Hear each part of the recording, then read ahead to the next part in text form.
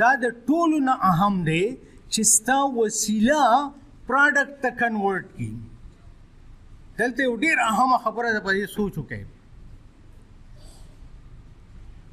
د ماشومانو پلار مړ شو او هغه زامن یې لګي کنال ځمکه خرڅي او په هغې باندې ډمې ګډوي او عیاشۍ کوي او ډوډۍ خوري او ډزې کوي او یو څه کوي او بل څه کوي. پوه شوې په دې باندې؟ او یو بل بچی دی هغه پلار مړ شي، هغه په هغه خپل ځمکه کې محنت کوي، په خپل هم خوري په خلکو هم خوري. دغه لومبي ته دله وي او د دویم ته نر وي.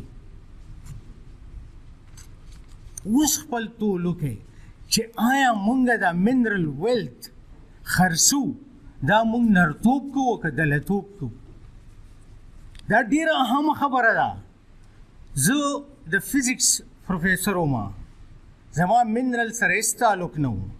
په 2004 کې ایز فارن پروفیسر رالم پېښور یونیورسټۍ ته، او د افغانستان نه یو مشر راغی او د لوګر د غرونو سامپل یې راله راوړو. نو ما ورته ویل دا څه دي؟ هغه ما ته ویل یاره دا څه ګټې دي، خو ته وګوره چې دا څه دي. چې ما وکتل نو هغې کې 68% کرومایټ و.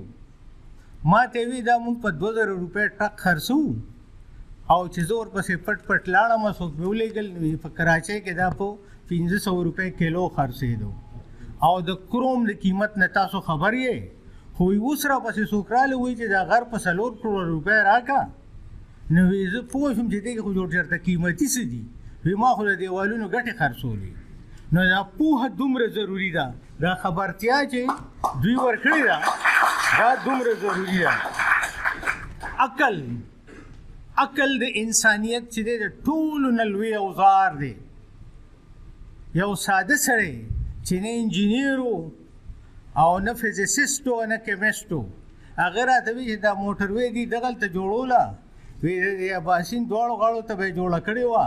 نو د دنیا د ټولو نه لوی نیچرل پارک به پکې هم راغلی و، مارکیټ به پکې هم راغلی و، او ځمکه به هم بچ شوې وه، او دا سیند به هم د ټرانسپورټیشن دپاره استعمالو، دا به کنټین شوی و.